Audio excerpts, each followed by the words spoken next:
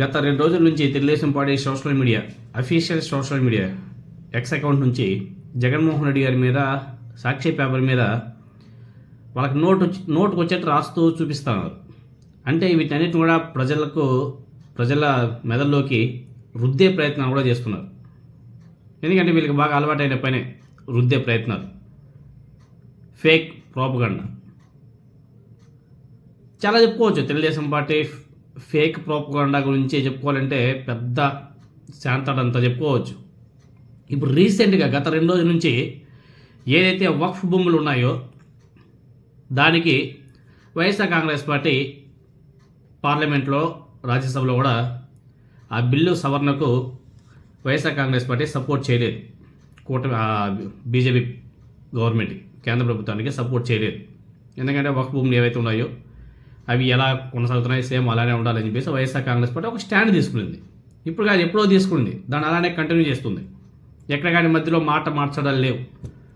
ఈ Telugu Desam party Janasena party వాళ్ళలాగా జగన్మోహన్ రెడ్డి గారు మాట మార్చే ఇది లేదు. ఆయన మాట మార్చడు.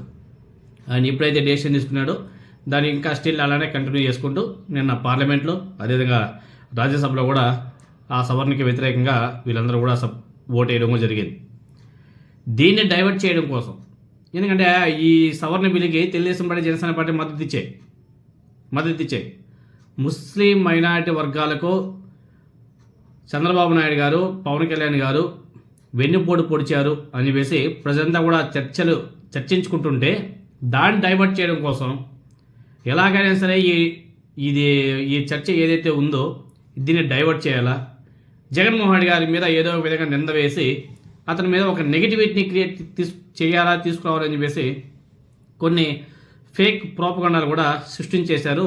వాళ్ళ అఫీషియల్ అకౌంట్ నుంచి కూడా అసలు వర్షపెట్టి ప్రతి ఒక్క 2 అవర్స్కి ఒక పోస్ట్ రిలీజ్ చేస్తూనే వస్తున్నారు. ప్రతి 2 అవర్స్కి ఒకటి సాక్షి పేపర్ మీద జగన్మోహన్ రెడ్డి గారి మీద. ఎంత అధ్వానమా, ఎంత దారుణమా, అవసరమా? జగన్మోహన్ రెడ్డి గారి మీద పొలిటికల్గా ఆయన్ని ఎదుర్కోలేక ఇలాంటి తప్పుడు ప్రచారాలు చేసి ఏం సాధించాలనుకుంటారో మనకైతే అర్థమే కావడం. మన గతంలో చూసాం కదా, ఒక వైజాగ్లో అదేంటి డ్రగ్స్ అనేసి అది ఏ విధంగా ప్రచారం చేశారు తెలుగుదేశం పార్టీ, అది ఫేక్ అని చెప్పేసి సిబిఐ వాళ్ళు చెప్పేశారు. ల్యాండ్ టైటిలింగ్ యాక్ట్ గురించి ఏ విధంగా తప్పుడు ప్రచారం చేశారు, ఇప్పుడు దాన్నే వెళ్ళి ఇంప్లిమెంట్ చేస్తున్నారు. ఎన్ని 1, 2, 3 అమ్మ చెప్పుకుంటూ పోతే బోల్డ్ అని చెప్పుకోవచ్చు. ఇప్పుడు రీసెంట్గా ఈ వక్ఫ్ భూములకు సంబంధించి కూడా చేశారు. అవి కూడా తెలుసుకుందాం ఏం చేశారంటే మహానుభావులు. వీళ్ళు చేసిన పోస్టులు, జగన్ వక్ఫ్ భూమిని ఆక్రమించాడా, అందుకే వక్ఫ్ బిల్లుకు నో అంటున్నాడా, హైదరాబాద్లోని సాక్షి ప్రధాన కార్యాలయం ఉన్న భూమి వక్ఫ్ చెందినది, హైదరాబాద్లోని ల్యాంకో హిల్స్ కూడా వక్ఫ్ భూమి మీదే కట్టినది, అందులో జగన్కు 40% వాటా. ముస్లిమ్స్కు ఏం చేశాడో జగన్ అంటే వక్ఫ్ భూమిని కబ్జా చేసి సాక్షి బిల్డింగ్ కట్టా అంటున్నాడు. ఇవన్నీ కూడా వాళ్ళు సోషల్ మీడియాలో పోస్ట్ చేసినట్టు పోస్ట్. కబ్జాకోరు జగన్ కోరలో వక్ఫ్ భూములు సాక్షి ఆఫీసుల నిర్మాణం, ముస్లింల భూములు అవినీతి సౌధం, అక్కడి నుంచే ప్రతిరోజు విషం చిమ్మేది. వక్ఫ్ భూములు కొట్టేసి సాక్షి ఆఫీస్ కట్టేసి ముస్లింలకు చెందినటువంటి వక్ఫ్ భూములను కొట్టేసిన జగన్ వక్ఫ్ భూముల్లో సాక్షి ఆఫీస్ నిర్మాణం, తన భాగోతం బయటపడుతుందని వక్ఫ్ చట్టానికి మద్దతు ఇవ్వనిది. ఒకే మ్యాటర్, ఏమి వక్ఫ్ భూములని జగన్మోహన్ రెడ్డి గారు కబ్జా చేసి సాక్షి ఆఫీస్ కట్టేశాడు. ఇదే ఒకటే దాన్ని ఎన్ని విధాలుగా ఫోటోలు మార్చి వ్యంగ్యంగా తిప్పి ప్రతి 1 గంటకు ఒక పోస్ట్ చేస్తూ సోషల్ మీడియాలో పోస్టులు చేసుకుంటూ వచ్చి దాన్ని ఎల్లో మీడియాకు లీకులు చేస్తూ ఎల్లో మీడియా ద్వారా మళ్ళీ తప్పుడు ప్రచారం చేస్తూ సునంకానందం పొందింది. ఒక అబద్ధాన్ని లెక్కలేని సార్లు చెప్తూ జనాల మెదల్లోకి ఎక్కించేలా చేయడం తెలుగుదేశం పార్టీకి మొదటి నుంచి బాగా అలవాటైనటువంటి పని. వక్ఫ్ బిల్లు మీద తెలుగుదేశం పార్టీ వైఖరిని ఎండగడుతుంది వైఎస్ఆర్ కాంగ్రెస్ పార్టీ. ఎండగడుతుందని చెప్పేసి వాళ్ళ అఫీషియల్ పేజ్లో సాక్షి పేపర్ మీద గంటకొక పోస్టర్ వేస్తూ పైశాసిక ఆనందం కూడా పొందుతున్నారు తెలుగుదేశం పార్టీ నాయకులు. ఒకవేళ వీళ్ళు చేసిందే నిజమే, ఒకవేళ వక్ఫ్ భూముల మీద సాక్షి పేపర్ కట్టారు, సాక్షి ఆఫీస్ కట్టారు, జగన్మోహన్ రెడ్డి గారు ఆక్రమించేశాడే అనుకోండి. సాక్షి పేపర్ ఎప్పుడైంది మొదలైంది? సాక్షి పేపర్ మొదలైంది ఎప్పుడు? అప్పటి నుంచి ఇప్పటివరకు ఎన్ని ప్రభుత్వాలు మరి ప్రభుత్వాలన్నీ కూడా నిద్రపోతున్నాయా? కోర్టులు ఎప్పుడైనా నిద్రపోతున్నాయా? మరి ఎవరు కంప్లైంట్ చేయలేదా? చెప్పాలా? సాక్షి పేపర్ ఇప్పుడు ఈరోజు కాదు కదా మొదలైంది, ఎప్పుడో మొదలైంది సాక్షి పేపర్. మరి అప్పటి నుంచి ఇప్పటివరకు ఏం చేస్తున్నారు? చంద్రబాబు నాయుడు గారు 4 సార్లు ముఖ్యమంత్రి అయ్యాడు కదా, ఏం చేశారు? వీళ్ళ బతికే తప్పుడు ప్రచారం, తప్పుడు వార్తలు రాయడం, చూపించడం, ప్రజల మెదడులోకి నెట్టడం.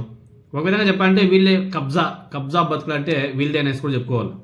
ఎన్టీ రామారావు గారు పెట్టుకోవాలంటే పార్టీని ఆయనకి వెన్నుపోటు పొడిచి లాగేసుకున్నారు. దాన్ని ఏమంటారు? వ్యవస్థను మేనేజ్ చేసి జయప్రదంగా సైకిల్ గుర్తుని తెలుగుదేశం పార్టీ బ్యాంక్ ఖాతాలను లాక్కున్నారు. దాన్ని ఏమంటారు? హైదరాబాద్లో కట్టేటువంటి ఎన్టీఆర్ ట్రస్ట్ భవన్ కోసం ప్రభుత్వ స్థలాన్ని లాక్కున్నారు. మరి దాన్ని ఏమంటారు? చివరికి మంగళగిరిలో కట్టేటువంటి పార్టీ ఆఫీస్ కోసం వాగు పోరంబోకు భూమిని కబ్జా చేశారు. మరి దాన్ని ఏమంటారు? వక్ఫ్ సవరణ బిల్లుకు మీరు మద్దతు ఇవ్వడంతో రాష్ట్రంలోని ముస్లింలు మీరు ద్రోహం చేశారని వెన్నుపోటు పొడిచారని భావిస్తున్న సమయంలో ఏం చేయాలో తెలియక మరొక డైవర్షన్ పాలిటిక్స్ చేస్తున్నారు. 2008లో సాక్షి మొదలైంది. 2008లో ఇప్పటి వరకు ఎన్నో ప్రభుత్వాలు మారాయి. ఏ ఒక్కరు ఆ భవనం విషయం మీద వేలైతే చూపలేదు. జీవితాల్లో అప్పుడప్పుడైనా సరే నిజాలు చెప్పాలా ఈ తెలుగుదేశం పార్టీ వాళ్ళు. ఒకవేళ నిజంగానే దాని మీదనే జగన్మోహన్ రెడ్డి గారు సాక్షి ఆఫీస్ కట్టి ఉంటే మరి కింద పైన మీదే కదా ప్రభుత్వం, స్టేట్లోని మీరే, సెంట్రల్లోని మీరే కదా. ఏ సిబిఐతో ఇన్వెస్టిగేషన్ చేపిస్తే తెలిసిపోతాయి కదా. లేకపోతే ఏమన్నా సుప్రీంకోర్టు లేకపోతే AP high court, Telangana high court sitting జడ్జీల ద్వారా విచారణ చేపిస్తే తెలిసిపోతాయి కదా. పైన కింద మీదే కదా ప్రభుత్వాలన్నీ మీవి పెట్టుకొని లా అండ్ ఆర్డర్ అంతా కూడా మీ చేతిలో పెట్టుకొని మరి ఇంకా తప్పుడు ఆరోపణలు ఎందుకు? ఎంక్వైరీ చేయించండి, విచారణ చేయించండి, నిజాలు బయట పెట్టండి. ఒక నిజమైతే జగన్మోహన్ రెడ్డి గారిని జైలు పెట్టండి, వాళ్ళ ఆఫీస్ని కూలగొట్టండి. మీకు అలవాటే కదా బుల్డోజర్లు ఎక్కించడం. ఎందుకు ఇంకా తప్పుడు ఆరోపణలు ఎందుకు అన్నది నా క్వశ్చన్ మార్క్. ఓకే, నిజమే అయితే దాని మీద ఇన్వెస్టిగేషన్ చేయించి యాక్షన్ తీసుకోకుండా, కఠిన చర్యలు తీసుకోకుండా ఇలాంటి తప్పుడు ప్రచారాలు చేయడం ఎందుకు? ఇలాంటి తప్పుడు ప్రచారాలు చేస్తే ప్రజల మైండ్లోకి బాగా ఎక్కిస్తున్నారు, విషయం ఎక్కించినట్టు. గతంలో కూడా విశాఖపట్నంలో వచ్చేటువంటి డ్రగ్స్ పెద్ద కంటైనర్ జగన్ అనేది ఏమైంది? ఏమిలే. సిబిఐ వాళ్ళు క్లీన్ చిట్ ఇచ్చారు, డ్రగ్సే కాదనేసి. ఇలా చెప్పుకుంటూ పోతే బోల్డ్ అని చెప్పుకోవచ్చు.